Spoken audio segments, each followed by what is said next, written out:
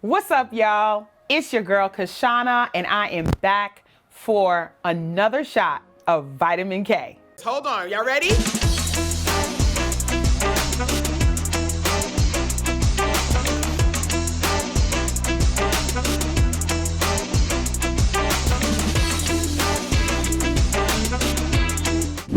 Okay, friends, let's get into it. So, how many of us are doing a little spring cleaning?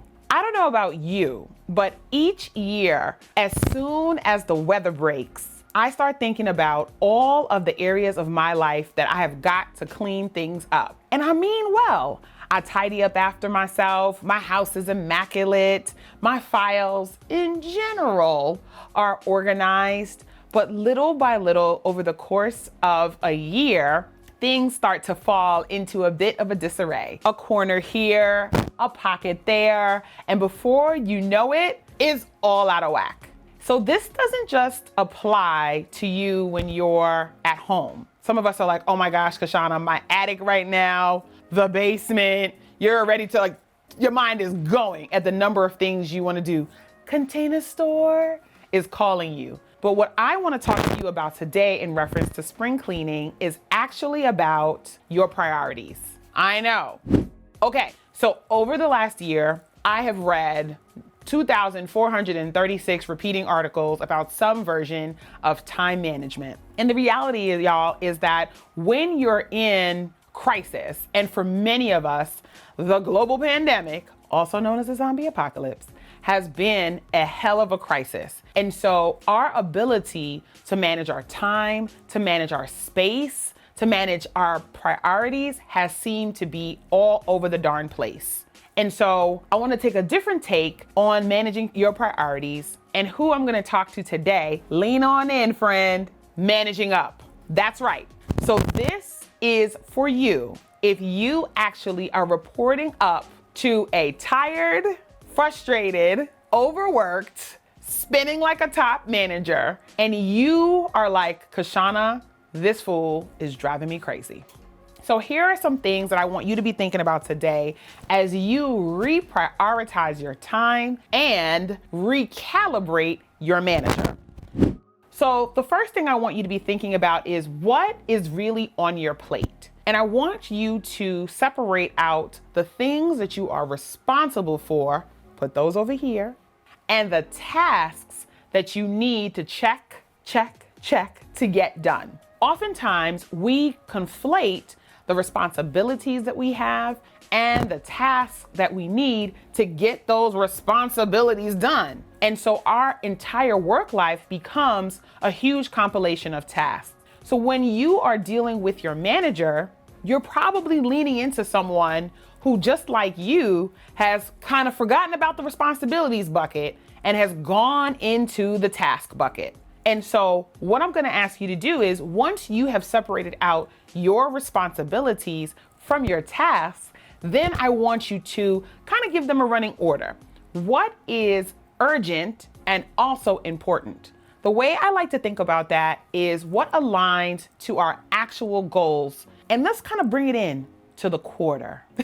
Normally we're talking about annual goals and it feels so far away, but bring it into the quarter. What's happening in the next 3 months?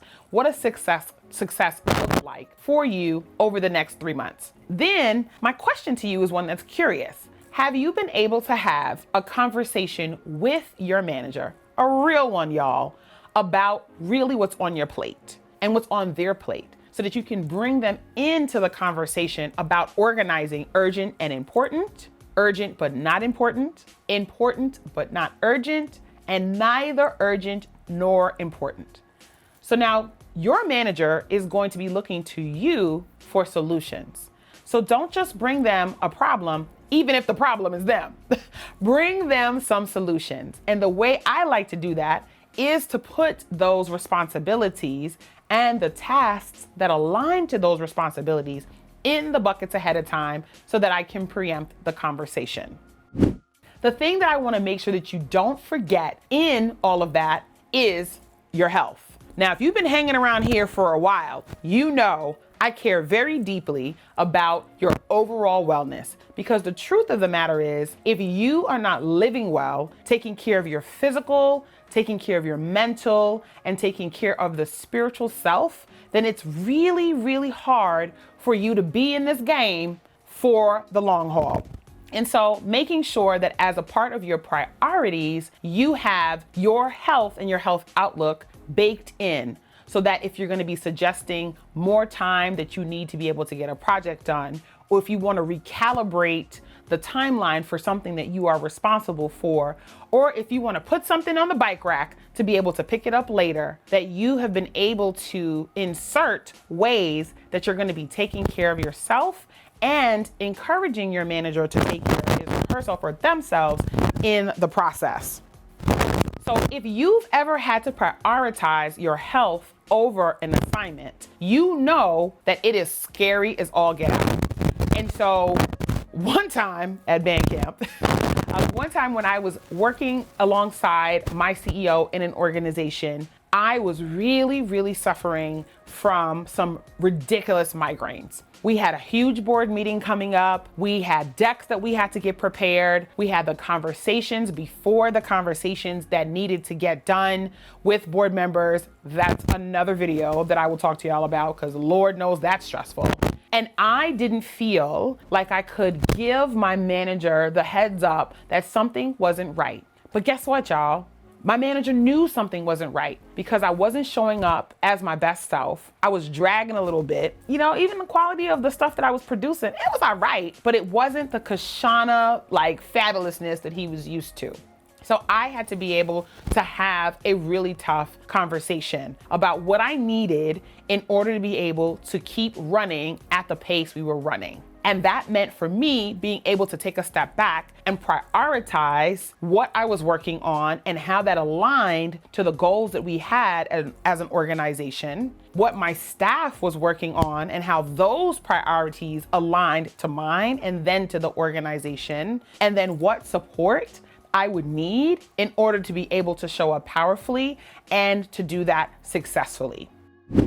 And so oftentimes we go into conversations about talking with our manager about the things we need from a deficit perspective. But what I want to challenge you to do today is to have an asset perspective. Think about all the things that are important for you to be able to shine in your role. Think about what you would need in order to be able to do your role powerfully. And part of your job is to make your manager's job easy. Look, that's also a video for another day, because some of y'all are going to be like, what? Absolutely.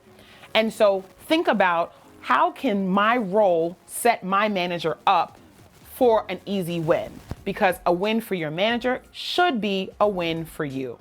And so when you think about each of those things, prioritizing your responsibilities and the tasks, being able to align them to what's urgent and important, urgent but not important, important but not urgent, and neither urgent nor important. Making sure that you have lined that up to your organization's goals, even for that quarter, so you can keep that focus narrow. And then ensuring that you have baked in how you plan to take care of yourself and what time you'll need to be able to do that job well and do that successfully will set you up to be able to manage up in realigning your priorities alongside the needs, the wants, the demands of your manager. Okay, I want to know who tries this out. Try this out at home, kids. And let me know in the comments what, if any of this worked for you, what you had to tweak, and what you might add to the conversation. That's all I've got for now. And so if you liked what you heard, make sure that you like, make sure that you subscribe, and make sure that you forward this to a friend who you know needs to boss up and have a conversation about what is a priority for them. And I'll be seeing you real soon for another shot of Vitamin K.